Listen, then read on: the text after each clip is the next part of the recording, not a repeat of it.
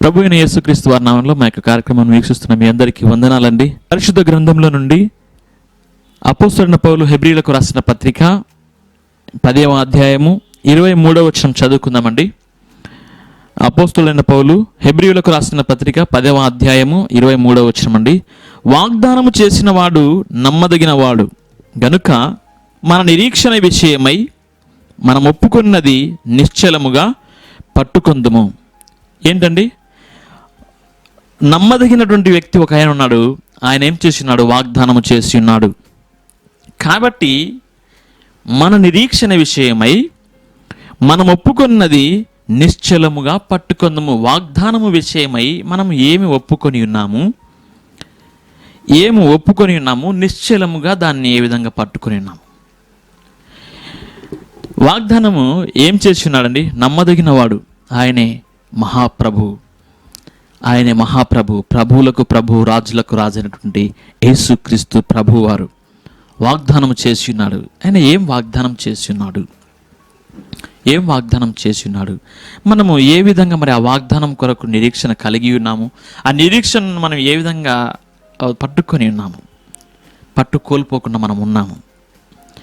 చూడండి 19వ వచనం, అదే అండి హెబ్రీయులకు రాసిన పత్రిక 10వ అధ్యాయం 19వ వచనం నుండి మనం చదువుకుంటే, సహోదరులారా, యేసు మన కొరకు ప్రతిష్ఠించిన మార్గమున అనగా నూతనమైనదియు జీవము గలదియు ఆయన శరీరము అను తెర ద్వారా ఏర్పరచబడినదియునైన మార్గమున ఆయన రక్తము వలన పరిశుద్ధ స్థలమునందు ప్రవేశించుటకు మనకు ధైర్యము కలిగి ఉన్నది గనుక దేవుని ఇంటిపైన మనకు గొప్ప యాజకుడు ఉన్నాడు గనుకను మనస్సాక్షికి కల్మషము తోచకున్నట్లు ప్రోక్షింపబడిన హృదయములు గలవారమును నిర్మలమైన ఉదకముతో స్నానము చేసిన శరీరములు గలవారమునయ్యుండి విశ్వాస విషయంలో సంపూర్ణ నిశ్చయత కలిగి యథార్థమైన హృదయముతో మనము దేవుని సన్నిధానమునకు చేరుదము. పౌలు గారు చాలా చక్కగా చెప్తున్నారండి. ఏమనంటే యేసుక్రీస్తు ప్రభువు వారి యొక్క శరీరము అనేటువంటి ఒక తెర ఉంది. ఏంటండి? యేసుక్రీస్తు ప్రభువు వారి యొక్క శరీరము అనేటువంటి ఒక తెర ఉంది. ఆ తెర గురించి చెప్తున్నాడు పౌలు గారు. సహోదరులారా, అయ్యా, యేసుక్రీస్తు ప్రభువు వారి తెర అనేది ఉంది. దాన్ని మనం తెరవాలి. దాన్ని మనం తెరిచినప్పుడు మనకు ఒక నూతనమైనటువంటి మార్గం కనిపిస్తుంది, ఒక మార్గం కనిపిస్తుంది. ఆ మార్గం ఎలాంటిదంటే అది నూతనమైనది, అది జీవము కలిగినది. ఏంటి? అది జీవము కలిగినది. ఒక మార్గము మనకు కనిపిస్తుంది. ఆ మార్గంలో మనం అందరం నడవాలి. ఆయన రక్తము వలన పరిశుద్ధ స్థలమునందు ప్రవేశించుటకు మనకు ధైర్యం కలిగి ఉన్నది గనుకను. ఏమంటండి? యేసుక్రీస్తు ప్రభువు వారి రక్తము వలన పరిశుద్ధ స్థలమునందు ప్రవేశించుటకు మనము ధైర్యం కలిగి ఉన్నాము. ఎప్పుడు ఈ ధైర్యంను కలిగి ఉంటావు? ఎప్పుడు యేసుక్రీస్తు ప్రభువు వారి యొక్క వాగ్దానం ఇదే అండి. వాగ్దానం యేసుక్రీస్తు ప్రభు వారి వాగ్దానం ఏంటంటే ఆయన వచ్చి మనకందరికీ ఒక మార్గం చూపించాడు. ఆ మార్గము ద్వారా మనమందరం ఏం చేయాలి? ఆయన యొక్క పరిశుద్ధ స్థలమునందు మనం చేరాలి. అది ఆయన చేసినటువంటి వాగ్దానం. ఎవరైతే ఆయన యందు విశ్వాసం ఉంచి ఆయన శరీరం తెరను తెరచి ఎవరైతే ఆ మార్గంలో ప్రవేశిస్తారో, ఆ నూతనమైన మార్గము, జీవము కలిగినటువంటి మార్గంలో ఎవరైతే ప్రయాణిస్తారో ఆ వారు ఏం చేస్తారు? ధైర్యము కలిగి, ఆయన రక్తము వలన ధైర్యము కలిగి ఆ పరిశుద్ధ స్థలమునందు ప్రవేశిస్తారు. చూడండి, ధైర్యము కలిగినది కనుక దేవుని ఇంటిపైన మనకు గొప్ప యాజకుడు ఉన్నాడు గనుకను మనస్సాక్షికి కల్మషము తోచుకున్నట్లు ప్రోక్షింపబడినటువంటి హృదయములు గలవారమును నిర్మలమైన ఉదకముతో స్నానము చేసిన శరీరములు గలవారమునయ్యుండి విశ్వాస విషయములో సంపూర్ణ నిశ్చయత కలిగి యథార్థమైన హృదయముతో మనము దేవుని సన్నిధానమునకు చేరుదము. ఎందుకు ఇదే విధంగా చెప్తున్నాడంటే, యేసుక్రీస్తు ప్రభువారు ఈ లోకంలో సంచరించినటువంటి ఆ సమయంలో ఒక వ్యక్తి ఆయన దగ్గరికి వస్తాడు.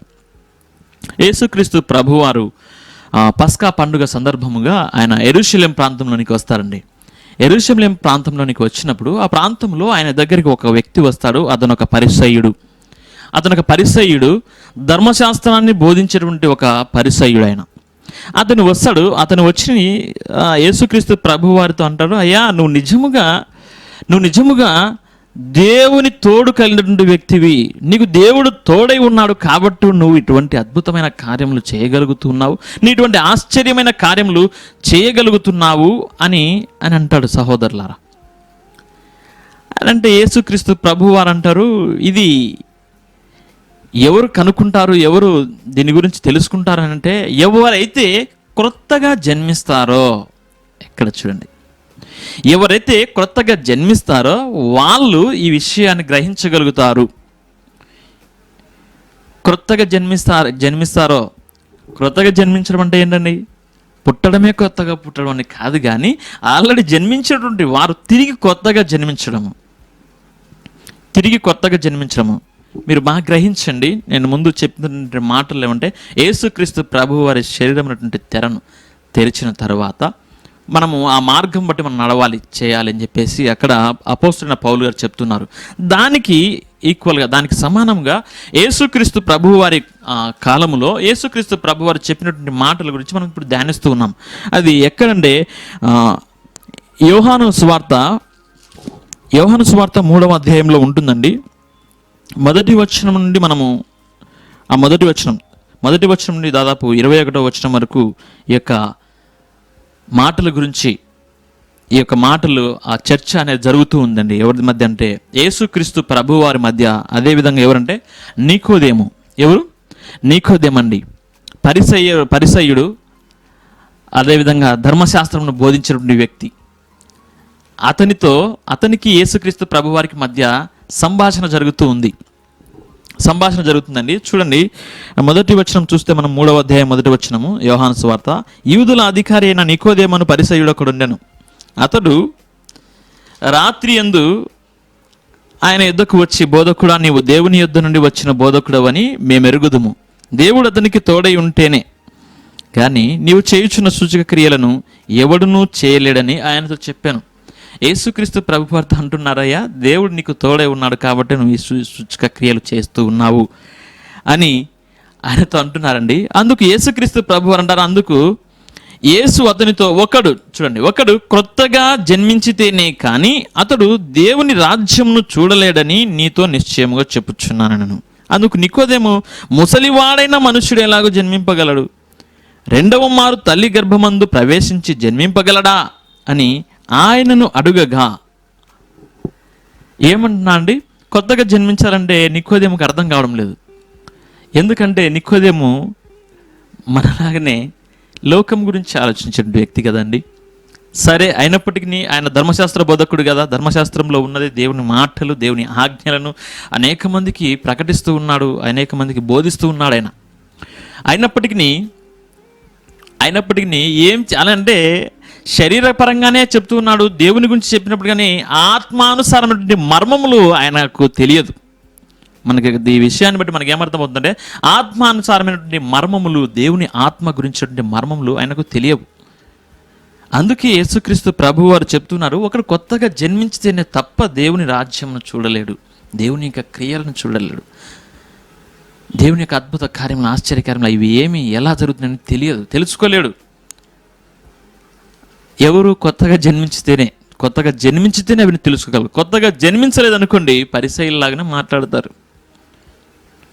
పరిసయ్యులు, సద్దూకయ్యులు, ధర్మశాస్త్ర బోధకులు, యేసుక్రీస్తు ప్రభువారిని హింసించిన వాళ్ళు, ద్వేషించిన వాళ్ళు, దూషించిన వాళ్ళు, వీళ్ళందరూ తెలుసుకోలేదు కాబట్టి అండి, గ్రహించలేదు కాబట్టి. ఎందుకంటే లోకానుసారంగా ఆలోచిస్తున్నారు.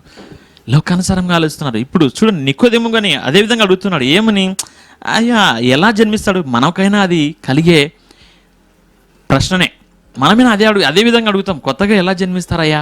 ఆల్రెడీ నేను జన్మించున్నాను కదా, ఆల్రెడీ మేము జన్మించున్నాం కదా, మరి కొత్తగా మళ్ళీ ఎలా జన్మించగలము? ఇది ఎలా సాధ్యము? ఒక ముసలివాడు మళ్ళీ జన్మించగలడా? జన్మించలేడు. అసలు మనిషి మళ్ళీ జన్మించగలడా తిరిగి తల్లి గర్భంలో నుంచి అంటే జన్మించలేడు. కానీ యేసుక్రీస్తు ప్రభువారు చెప్పేది శరీరపరంగా మనం తిరిగి జన్మించాలి, భౌతికంగా మనం తిరిగి జన్మించాలని కాదు కదా ఆయన చెప్పేది. ఆయన ఆత్మానుసారంగా చెప్తున్నాడు. ఈ మాట నికోదేముకు అర్థం కావడం లేదు. చూడండి,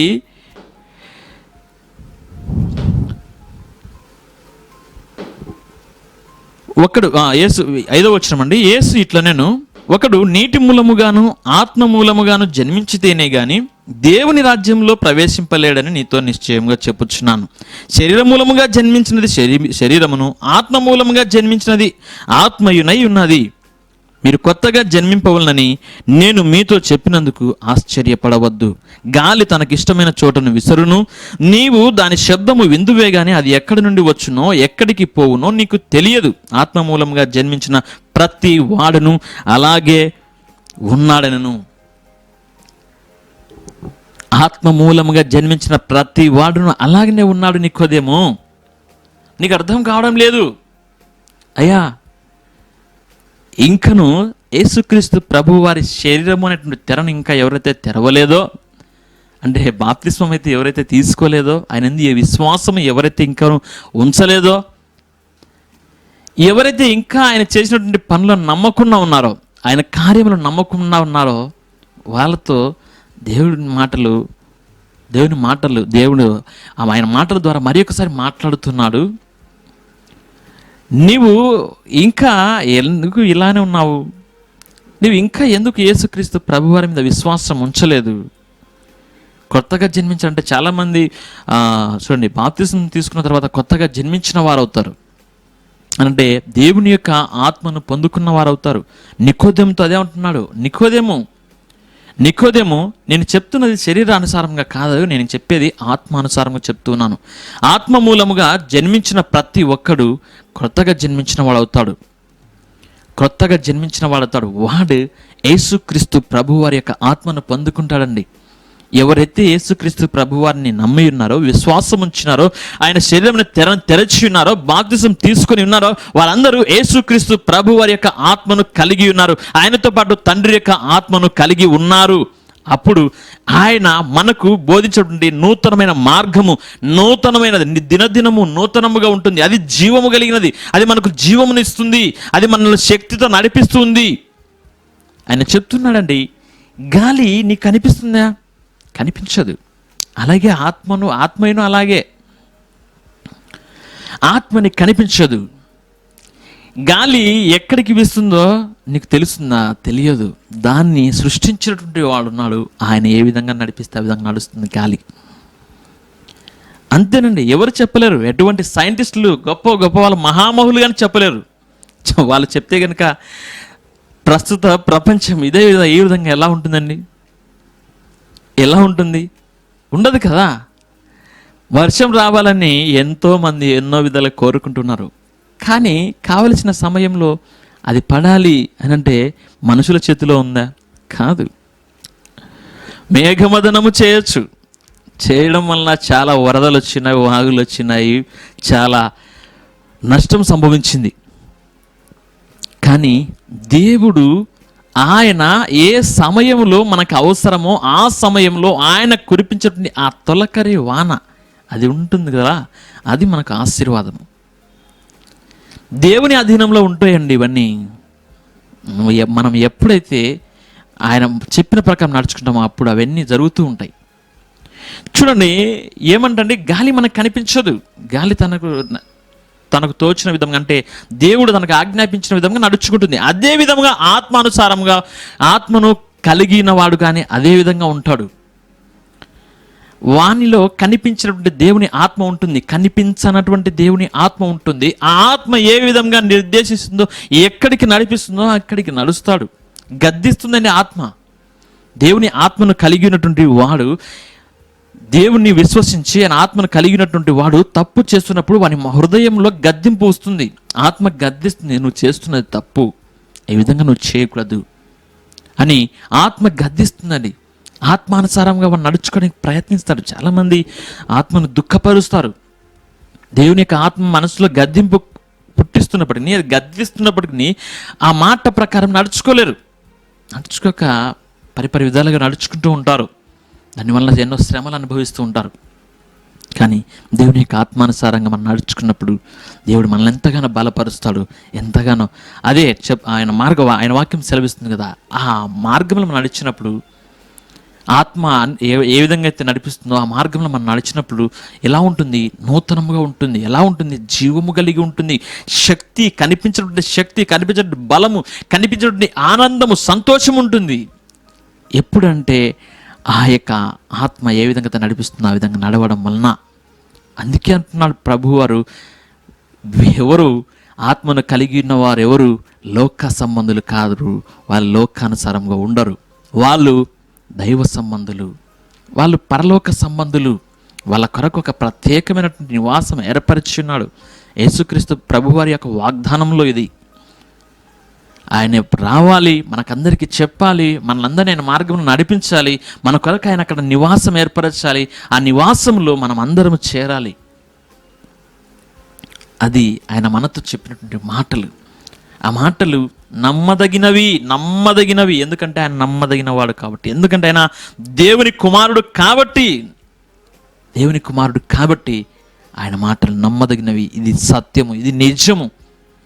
అందుకనే దేవుని మాటలు నొక్కి గట్టిగా చెప్తున్నది. ఎందుకంటే ఆయన నమ్మదగిన వాడు, ఆయన దైవ స్వరూపుడు, దేవుని కుమారుడు, తండ్రిని కలిగినటువంటి త్రియేక దేవుడు. ఆయన తండ్రిని కలిగినటువంటి త్రియేక దేవుడు అండి ఆయన చెప్తున్నాడు. ఇంకా నికోదేముతో అంటున్నాడు, చూడండి, భూ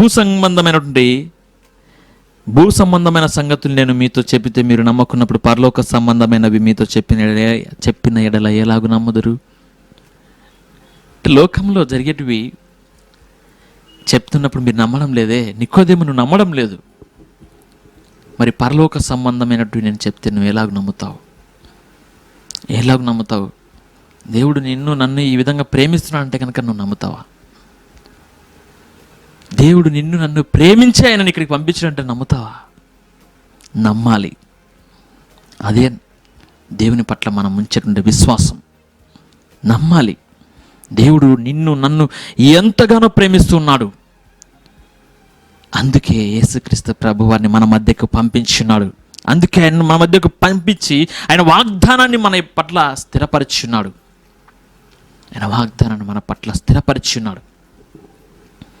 ఆయన రక్తమును మనకి ఇచ్చున్నాడు.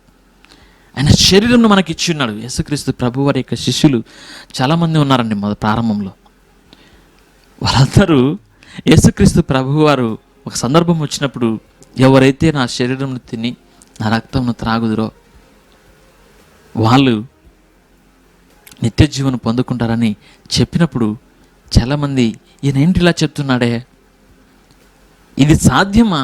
ఆయన శరీరంను ఆయన రక్తంను తినడం సాధ్యమా అని చాలామంది సందేహపడ్డారు. చాలామంది అదో విధంగా అనుకొని ఆయన నుంచి దూరమే వెళ్ళిపోయారు. మిగిలింది 12. వారిలో ఒక ఉన్నాడు అనుకోండి, సాధారణంగా యొక్క మనసు కలిగిన వాడు. అయినప్పటికీ ఆ 12 నిలిచి ఉన్నారు.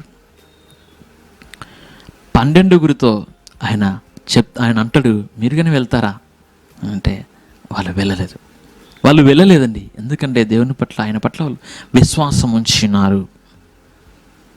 ఆయన నమ్మి ఉన్నారు. ఆయన క్రీస్తు అని నమ్మి ఉన్నారు.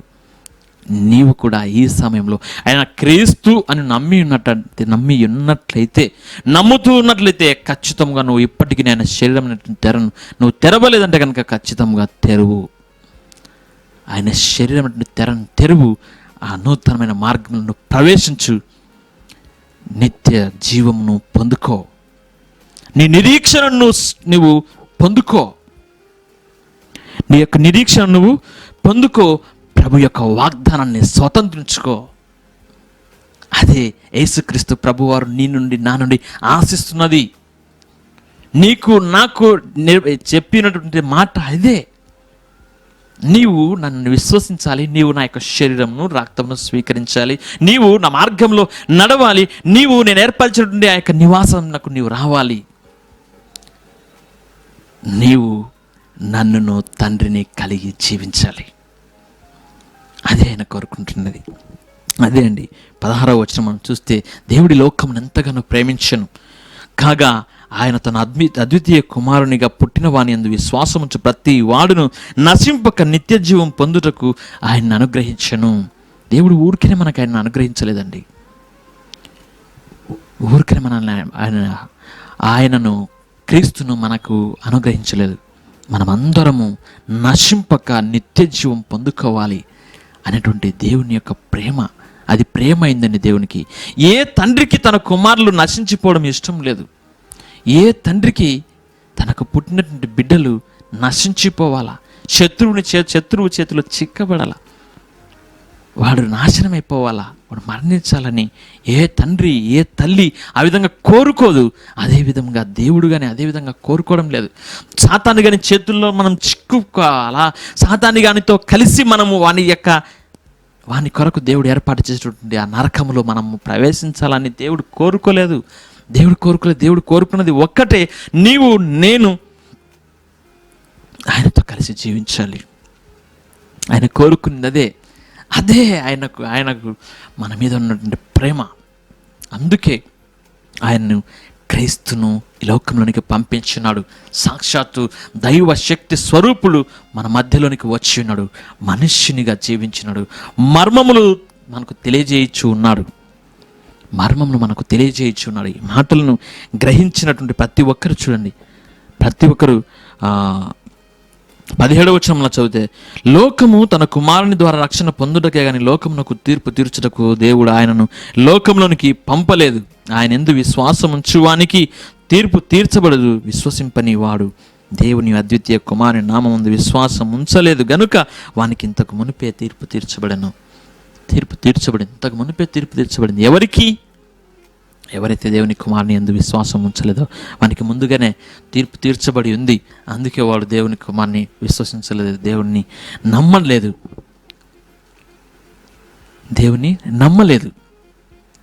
కానీ మనకు ఆయన ముందుగానే తీర్పు ఏం తీర్చినా తెలుసా? మన మధ్యలోనికి ఆయన కుమారుడు రాబోతున్నాడు. ఆయన కుమారుని మనం స్వీకరించబోతున్నాము. ఆయన రక్షణను మనం పొందుకుంటాము అని దేవునికి తెలుసు. కాబట్టి దేవుడు అటువంటి ప్రేమ మన మీద కలిగి ఉన్నాడు. కాబట్టి మనల్ని ఆ తీర్పులోనికి రప్పించలేదు. దేవుడు ఆ తీర్పు మనకు తీర్చలేదు. దుష్టునితో కలిసి ఆ నరకంలో నాశనంలో మనం పడిపోవట దేవునికి ఇష్టము లేదు. మనల్ని రక్షించడానికే ఆయన ఈ లోకంలోనికి ఆయన కుమారుని పంపించున్నాడు. దయచేసి ఇప్పటికే మీరు ఆయన శరీరం తెరచి ఉన్నారా? ఇప్పటికే మీరు ఆయన ఆత్మను పొందుకొని ఉన్నారా? ఇప్పటికే మీరు ఆయన ఆత్మ వలన నూతనమైనటువంటి జీవను పొందుకుంటూ ఉన్నారా? నూతనమైనటువంటి మార్గంలో మీరు నడుస్తూ ఉన్నారా? దినదినము నూతనముగా ఆత్మ వలన మీరు నడిపింపబడుతూ ఉన్నారా? అయితే మీరు చేయవలసింది ఇంకొకటి ఏమంటే, మీ యొక్క శరీరంను పరిశుద్ధముగా ఉంచుకోండి, మీ యొక్క మనస్సును పరిశుద్ధముగా ఉంచుకోండి. హెబ్రీయులకు రాసిన పత్రికలో పౌలు గారు మనకు చెప్పిన ప్రకారము 22వ వచనం మనం చూస్తే, మనస్సాక్షికి కల్మషము తోచకుండానట్లు ప్రోక్షింపబడిన హృదయములు గలవారమును. ఏంటండి? మన మనస్సాక్షికి కల్మషము తోచకున్నట్లు. మార్గంలో వెళ్తుంటే దుమ్ము పడుతుంటుంది, ధూళి పడుతుంది, బురద పడుతుంది, అన్నీ ఉంటే మనం ఏం చేస్తాము? ఆ బురదను రాసుకుంటూ వెళ్తామా? ఏం చేస్తామండి? డస్ట్ వస్తే కనుక ఇలా కర్చీ పడ్డం పెట్టుకుంటాం. బురద అక్కడ ఉందంటే కనుక దానికి కొంచెం దూరంగా వెళ్తాం. ఇంకా ఏవైనా వెహికల్స్ పోయేటప్పుడు ఆ బురద మన మీద ఎక్కడ పడుతుందని చెప్పేసి ఇంకా కొంచెం దూరంగా వెళ్తాం. ఇవి మనము చూస్తున్నాము, చేస్తున్నాము, ఓకే. కానీ మరి మన మనస్సుకు కలిగేటువంటి కల్మషము, దానికి దూరంగా ఉన్నామా? అబద్ధము దూరంగా ఉన్నామా? దొంగతనము దూరంగా ఉన్నామా? మోసము దూరంగా ఉన్నామా? ద్వేషము, కోపము, ఈర్ష్య, అసూయ, వీటన్నిటికీ మనం దూరంగా ఉన్నామా? మనస్సాక్షిని పరీక్షించుకోండి. దూరంగా ఉన్నామా? నిజముగా నీవు వాటికి దూరముగా ఉంటేనే ఆ వాగ్దానాన్ని నీవు పొందుకుంటావు. నీవు దూరంగా ఉండలేదనుకోండి, ఏమవుతుంది? నీ మనస్సాక్షి కల్మషంతో ఉండిపోతుంది. నీ యొక్క హృదయం దేవుడు తెరిచి చూడగానే ఎలా ఉంటుంది తెలుసా? నీ హృదయాంతరంగంలో పరిశోధించిన దేవుడు ఒక్కసారి నీ హృదయం పరిశోధిస్తానే ఎలా ఉంటుంది? అది కల్మషముతో కొళ్ళుతో ఎలా ఉంటుందంటే కంపు కొడుతూ ఉంటుంది. అలా ఉండటం దేవునికి ఇష్టం లేదే, ఇష్టం లేదండి. ఆయన కోరుకుంటున్నది ఒక్కటే, నీవు పరిశుద్ధంగా ఉండాలా, నీవు పరిశుద్ధంగా ఉండాలా. ఎలా? వాక్యమైనటువంటి ఉదకముతో నువ్వు స్నానం చేసినట్టు ఉండాలి, స్నానం చేస్తూ ఉండాలి. వాక్యం నిన్ను గద్దిస్తుంది ఎప్పుడు? ఆ వాక్యముతో నువ్వు స్నానం చేస్తున్నప్పుడు, ఆ వాక్యాన్ని నువ్వు పఠిస్తున్నప్పుడు వాక్యం నీకు గద్దిస్తుంది. నీలో నుండి ఆత్మ దేవుడు, పరిశుద్ధాత్మ దేవుడు నిన్ను గద్దిస్తాడు. ఇది తప్పు, ఇది చేయకూడదు. నీకు ఎటువంటి కల్మషము అంటకుండా చేస్తాడండి, అంటకుండా చేస్తాడు. నీ మీద ఎవరైనా వేసినప్పటికీ ఆయన ఏం చేస్తారంటే ఆయన రక్తంతో నిన్ను కడిగి వేస్తాడు, ఆయన రక్తంతో నిన్ను కడిగి వేస్తాడు. ఇదే నూతన నిబంధన, దేవుడు మనతో చేసిన వాగ్దానము. ఎందుకు? సరే అని చెప్పేసి మీరు బాప్తిసం తీసుకొని వెళ్ళనే అయిపోయింది అని చెప్పి ఆయన వదిలిపెట్టి ఉండొచ్చు కదా. లేదే, శరీరంను రక్తమును మనకు మాదిరిగా ఉంచున్నాడు. ఎందుకు? మనము కడగబడుతూ ఉండాలి, మనం బలం పొందుకుంటూ ఉండాలి, జీవనం పొందుకుంటూ ఉండాలి. మొబైల్లో ఛార్జింగ్ అయిపోతుందండి, ఒకసారి ఛార్జింగ్ ఎక్కిస్తే కనుక ఉంటుందా? అయిపోతూ ఉంటుంది. మళ్ళీ మనం దానికి ఛార్జింగ్ పెడుతూ ఉంటాం.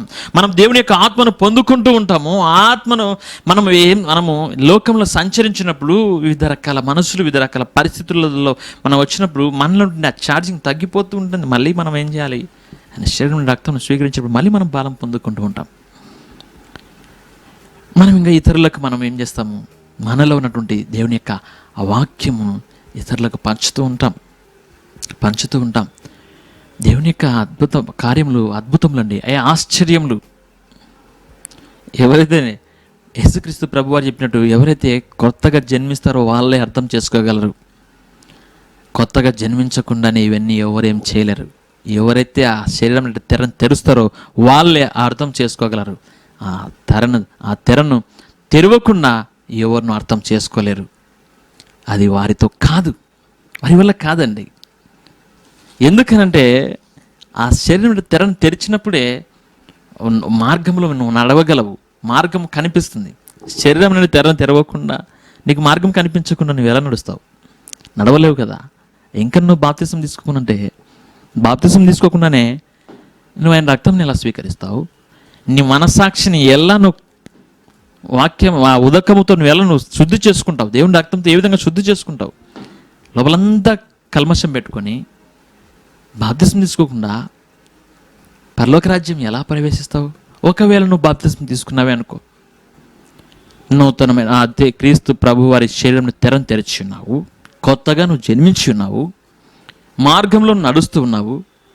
కల్మషము మనస్సాక్షిని కల్మషంగా ఉంచుకోలేదు, కల్మషం లేకుండా శుద్ధిగా ఉంచుకోలేదు, పరిశుద్ధంగా ఉంచుకోలేదు, సంపూర్ణంగా నువ్వు ఉంచుకోలేదు.